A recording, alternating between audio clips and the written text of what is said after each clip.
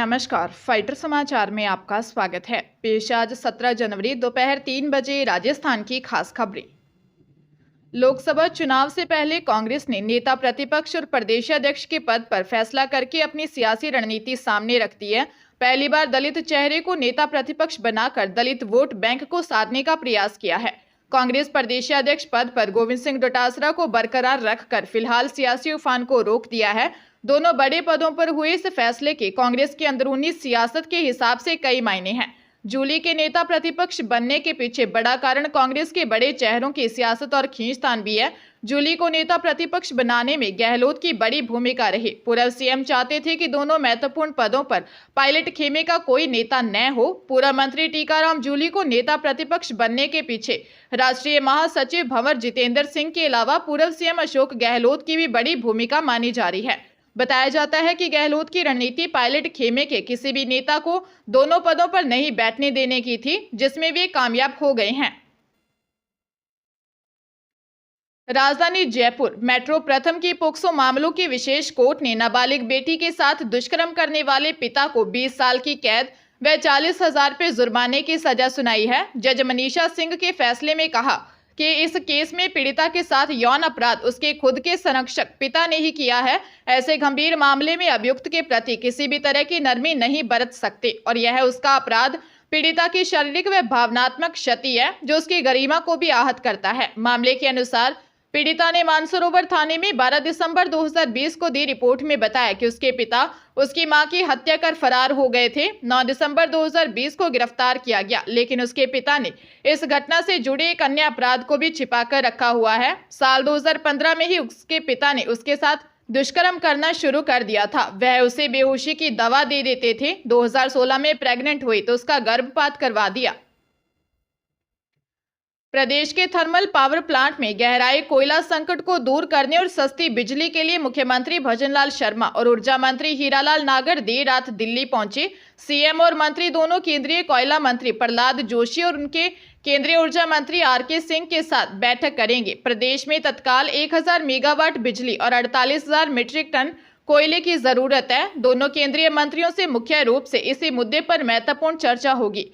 राजस्थान के thermal power plant में 1 से 4 दिन का ही कोयला बचा है। छत्तीसगढ़ में आवंटित खदान से भी खनन शुरू नहीं हो पा रहा है। ऐसे में कोयले की कमी के कारण प्रदेश में बिजली संकट के हालात पनप सकते हैं। सीएम भजनलाल शर्मा ने इस स्थिति को गंभीरता से लेते हुए ऊर्जा मंत्री के साथ दिल्ली पहुंचे। इसके अलावा नए पावर प्लांट को लेकर भी चर्चा संभव है।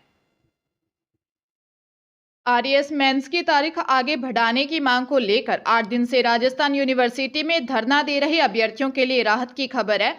कैबिनेट मंत्री डॉक्टर किरोड़ी लाल मीणा ने संकेत दिए हैं कि कैबिनेट मीटिंग में अभ्यर्थियों की मांग पर चर्चा होगी। संभावना है कि तिथि आगे बढ़ाई जा सकती है। विधानसभा के बाहर अभ्यर्थियों ने कैबिनेट मंत्री डॉक्टर किरोड़ी लाल मीणा से मुलाकात की। मंत्री ने कहा कि उनकी पहले भी सीएम से चर्चा हुई है। अधिकारियों ने सीएम को इसकी जानकारी दी है। हम भी अभ्यर्थियों की तरफ से बात रखेंगे। संभव है कि तारीख बढ़ जाए। इससे पहले 20 से ज्यादा विधायक सीएम को पत्र लिख चुके हैं। जोधपुर जिला पश्चिम के राजीव गांधी नगर थाना क्षेत्र में भागवत कथा सुन लौट रही युवती को गांव का युवक दोस्त के साथ घर छोड़ने के बहाने बाइक पर बैठाकर सुनसान जगह ले गया और वहां जाकर दोनों ने सामूहिक दुष्कर्म किया। पुलिस ने पीड़िता का मेडिकल करवाया है। थानाधिकारी शकील अहमद ने बताया कि जिला पश्चिम क्षेत्र की रहने वाली एक युवती 14 जनवरी की रात को गांव के एक बस स्टैंड के पास चल रही भागवत कथा से लौट रही थी। रात को उसे गांव का एक युवक अपने दोस्त के साथ मिला। घर छोड़ने का बोलकर बाइक पर बैठा लिया और उसे सुनसान स्थान पर ले जाकर बारी बारी से दुष्कर्म किया। दुष्कर्म के बाद उसे वापस बस स्टैंड लेकर छोड़ दिया। पुलिस ने दोनों आरोपियों को पकड़ने के लिए टीमें लगा रखी हैं। सीआरपीएफ ने खेल कोटा के तहत ग्रुप सी में 169 कांस्टेबल जनरल ड्यूटी के पदों पर भर्ती निकाली है। इन रिक्तियों के लिए आवेदन की प्रक्रिया 16 जनवरी 2024 सुबह 9 बजे से शुरू हो गई है, जबकि आवेदन पत्र जमा कराने की अंतिम तिथि 15 फरवरी 2024 दोपहर 12 बजे तक है। इच्छुक उम्मीदवार वेबसाइट rec.crpf.gov.in पर ऑनलाइन आवेदन कर सकते हैं। भर्ती के लिए आवेदन करने वाले उम्मीदवारों की आयु 15 फरवरी 2024 को 18 से 23 वर्ष के बीच होने चाहिए। उम्मीदवारों को किसी मान्यता प्राप्त संस्थान से 10वीं पास होना जरूरी है। हरियाणा के भिवानी में पब्लिक हेल्थ विभाग में तैनात जेई लोकेश ने अपनी पत्नी प्रवीण की हत्या कर दी। लोकेश ने झगड़े के बाद प्रवीण के सिर पर वार किया, जिससे प्रवीण की मौके पर ही मौत हो गई। जेई पत्नी के शव को घर ही छोड़कर फरार हो गया। जेई लोकेश ने खुद डायल 112 पर कॉल कर पुलिस को घटना की जानकारी दी। हत्या की सूचना के बाद डीएसपी जय भगवान और पुलिस टीम जेई के घर पहुंची। पुलिस ने शव कब्जे में लेकर पोस्टमार्टम के लिए अस्पताल में भिजवा दिया। पुलिस ने प्रवीण के पिता वजीर की शिकायत पर लोकेश समेत 9 लोगों के खिलाफ दहेज हत्या समेत विभिन्न धाराओं के तहत केस दर्ज किया है। पुलिस की शुरुआती जांच में सामने आया है कि लोकेश जाट समाज से है और प्रवीण ब्राह्मण समाज से थी। दोनों परिवारों की रजामंदी के बाद लोकेश प्रवीण की शादी हुई थी। लोहारू का रहने वाला लोकेश पब्लिक हेल्थ विभाग में जेई है। लोकेश और प्रवीण का किसी बात को लेकर झगड़ा हो गया, जिसके बाद लोकेश ने प्रवीण की हत्या कर दी। राजस्थान पुलिस मुख्यालय से डीजीपी यूआर साहू ने वीडियो कॉन्फ्रेंस के जरिए प्रदेश के सभी आईजी और जिला एसपी से बैठक कर अयोध्या में हो रही रामलला की प्राण प्रतिष्ठा के दौरान 22 जनवरी तक प्रदेश की सुरक्षा और कानून व्यवस्था पर कड़ी निगरानी रखने के आदेश दिए हैं। साथ ही सभी प्रकार के सोशल मीडिया प्लेटफॉर्म पर विवादित पोस्ट इत्यादि शेयर करने वाले असामाजिक तत्वों पर निगरानी रखने के आदेश दिए हैं। इसके साथ ही बैठक में डीजीपी ने पुलिस को 100 दिन की कार्य योजना के संबंध में तय किए गए बिंदुओं पर भी प्रभावी कार्रवाई करने के निर्देश दिए हैं। सरकार की तरफ से खनन माफियाओं पर कार्रवाई के लिए चलाए जा रहे महाअभियान में प्रभावी कार्रवाई करने के आदेश दिए हैं। 100 दिन की कार्य योजना में पुलिस की तरफ से अलग अलग मामलों में लंबे समय से वांटेड चल रहे आरोपियों को पकड़ना, हार्डकोर व हिस्ट्री शीटर बदमाशों के खिलाफ प्रभावी कार्रवाई करने और मादक पदार्थ तस्कर, हथियार तस्कर और शराब तस्करों पर सख्ती से कार्रवाई करने के निर्देश दिए हैं। जालोर जिला मुख्यालय के नए बस स्टैंड के पास चित्रा होटल में संदिग्ध गतिविधियों और देह व्यापार की शिकायत पर पुलिस ने कार्रवाई करते हुए एक युवक व 2 युवतियों को दस्तयाब किया।